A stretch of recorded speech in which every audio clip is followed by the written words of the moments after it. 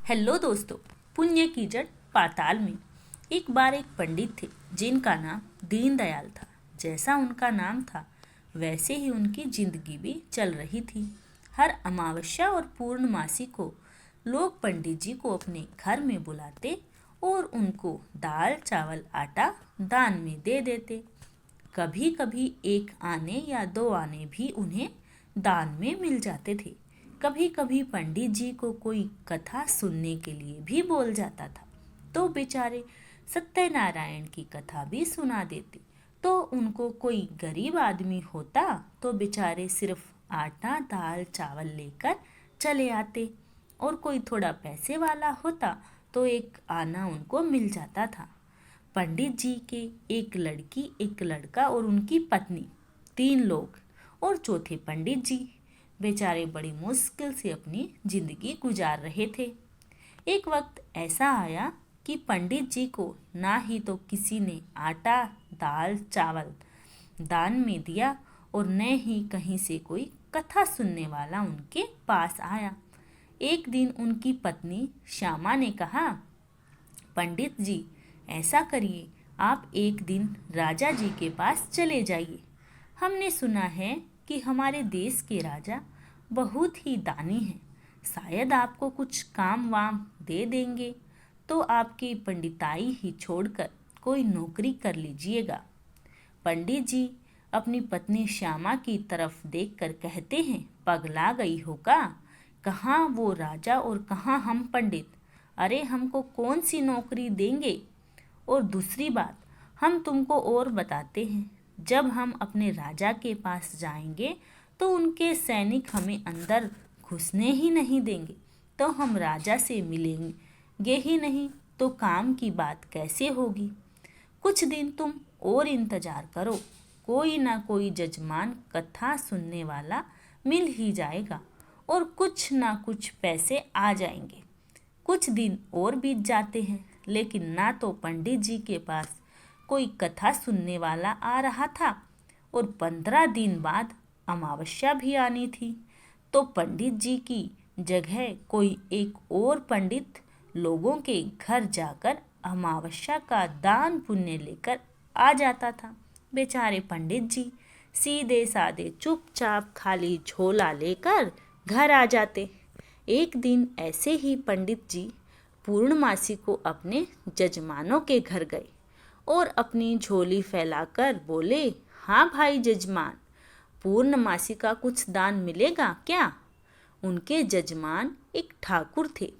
वह पंडित जी से बोले, पंडित जी हमने तो एक दूसरे पंडित जी को दे दिया है और वही आकर पूरे गांव से आजकल दान पुण्य लेकर चले जाते हैं, आप तो कहीं दिखाई ही नहीं देते।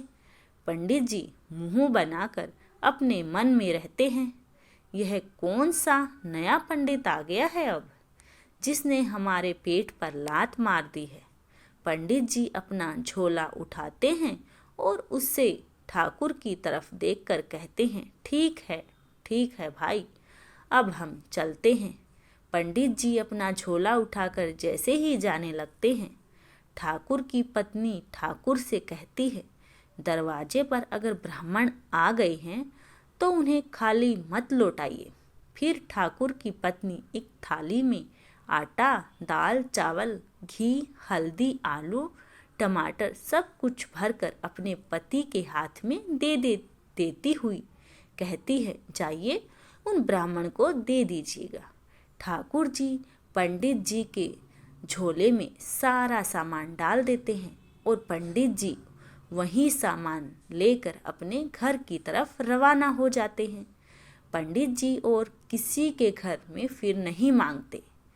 पंडित जी अपने मन में सोचते हैं, हमारी पत्नी श्यामा सही बोल रही है, हमें महाराज से मिलना ही चाहिए, लेकिन हमें वहाँ जाने से बहुत डर लगता है। अरे कहाँ वो राजा और कहाँ हम मामूली से पंडित, अगर कहीं हमसे कुछ गलती हो गई और उसने हमको मृत्यु दंड दे दिया तो हमारा तो पूरा परिवार हमारे बिना बिल्कुल बेकार हो जाएगा। ना बाबा ना, हम राजा के पास नहीं जाएंगे, हम यहीं कोई काम देख लेते हैं। यह पंडित गिरी छोड़कर कोई मजदूरी कर लेते हैं तो कम से कम मजदूरी करने में 4 पैसे हाथ में आएंगे तो हमारे परिवार का पेट भी भर जाएगा। पंडित जी ऐसा सोचते हुए रास्ते में चले आ रहे थे। पंडित जी सोचते सोचते सड़क पर चले जा रहे थे।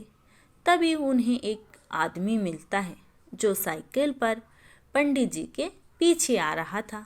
वह पंडित जी को देखते ही अपनी साइकिल रोक लेता है और पंडित जी की तरफ देखकर पूछता है, अरे पंडित जी, आप कैसे हैं? पंडित जी उसे आदमी के चेहरे की तरफ देखते हैं और उससे कहते हैं कि आप कौन हैं महाशय? हमने आपको पहचाना नहीं। वह आदमी हंसते हुए पंडित जी से कहता है, अरे पंडित जी, हमको नहीं पहचाना।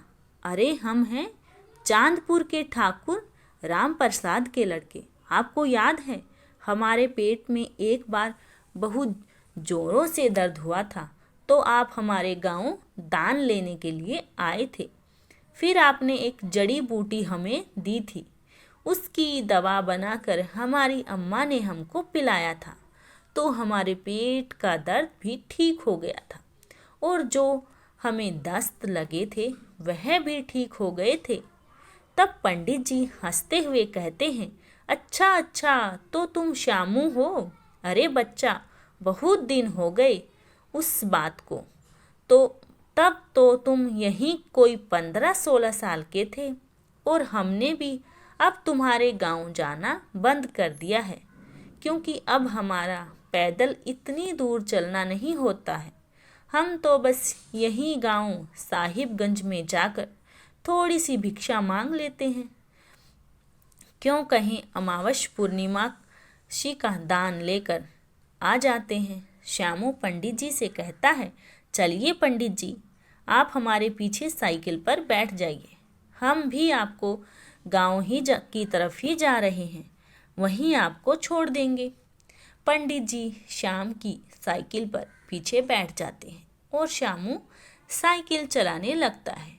पंडित जी श्यामू से संकोच में पंडित से पूछते हैं, यह बताओ बच्चा, तुम कुछ काम करते हो क्या? श्यामू पंडित जी से कहता है, हाँ पंडित जी, हमने शहर में एक पान की दुकान खोली है, बस वही पान बेचते हैं। अच्छा खासा पैसा मिल जाता है और फिर हमारे खेत पास तो हैं ही और हम ठहरे अपने अम्मा बाबूजी के इकलौती संतान। हमारे लिए बहुत है। हाँ, अभी हमारा विवाह नहीं हुआ है।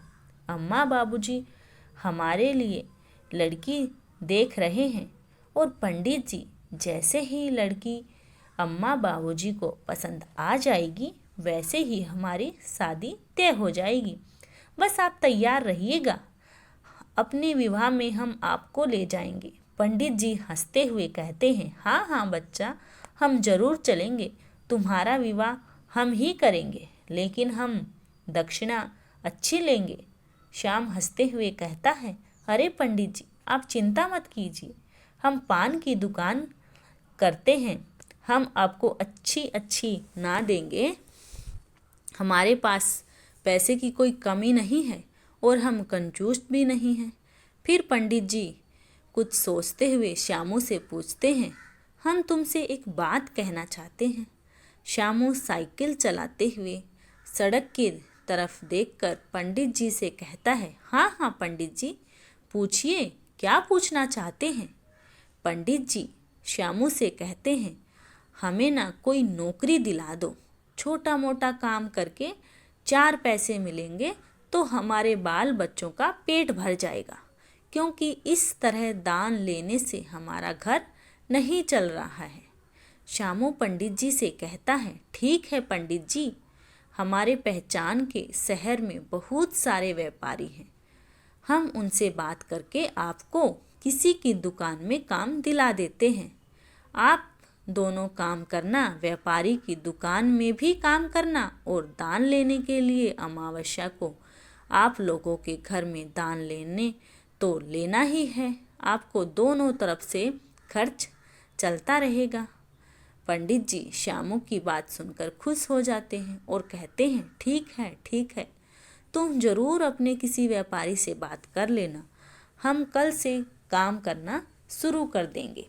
तब श्यामू कहता है, ठीक है पंडित जी। बात करते करते दोनों पंडित जी के गांव में आ जाते हैं।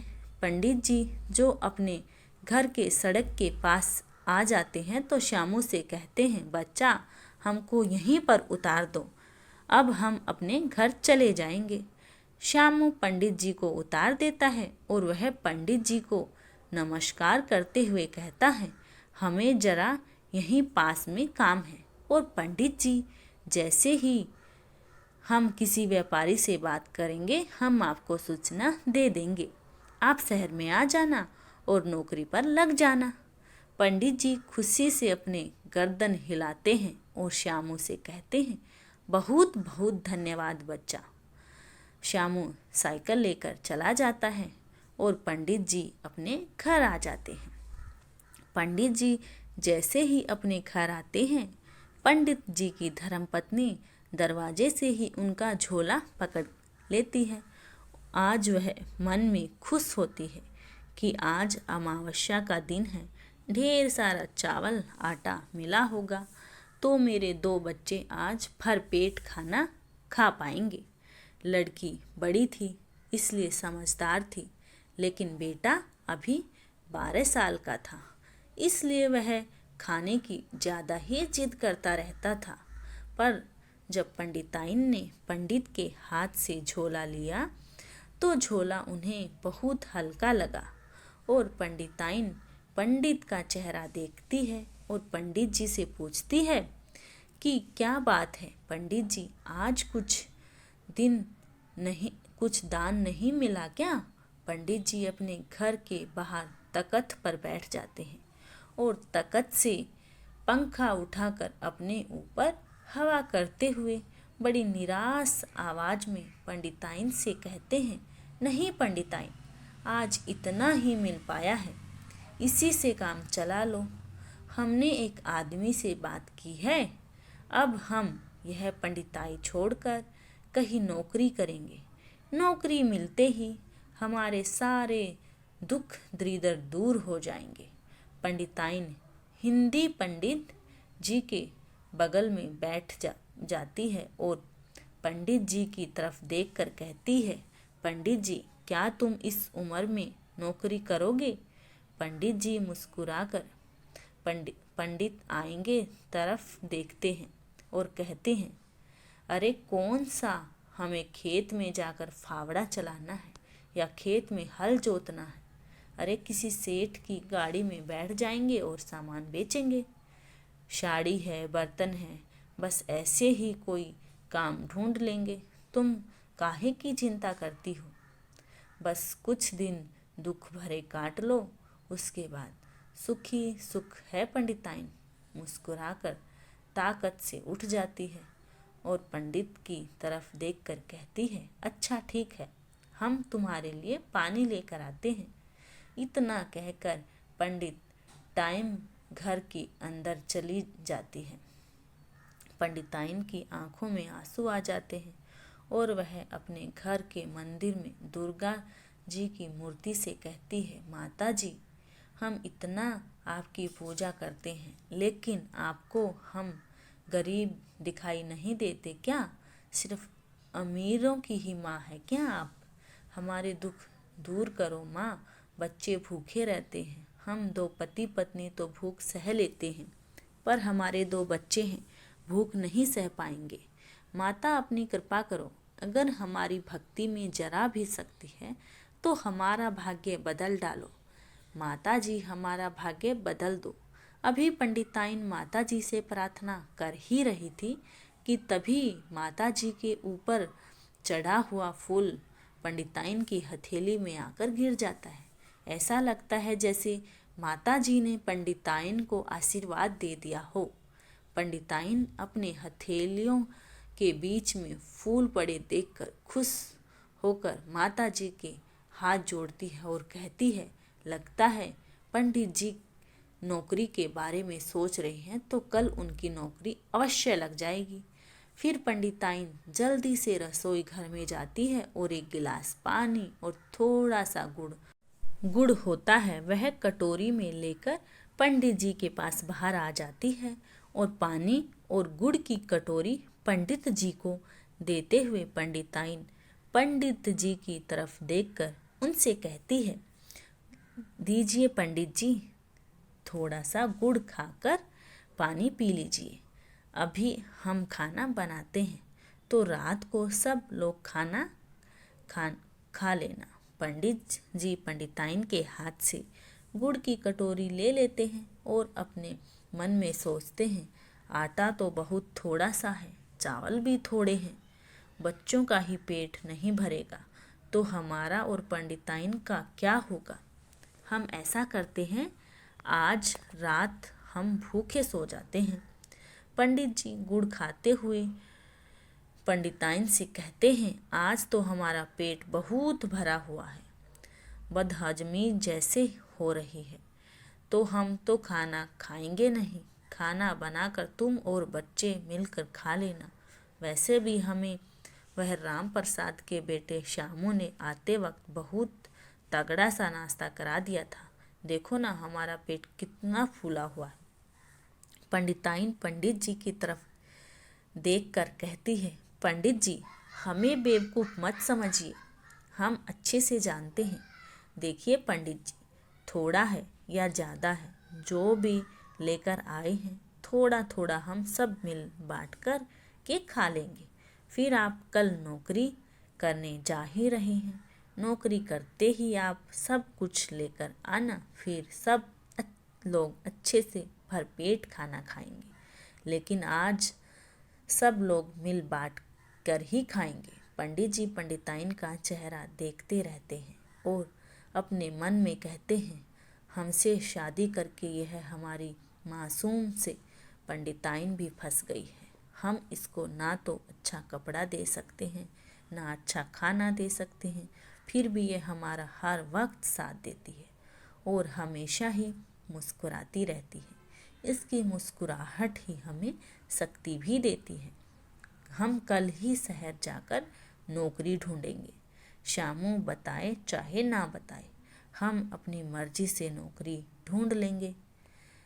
धन्यवाद दोस्तों, आपको ये कहानी कैसी लगी? इसका अगला भाग आपको अगले वीडियो में देखने को मिलेगा। जिसको भी ये पसंद आए please like, share and subscribe my channel. धन्यवाद।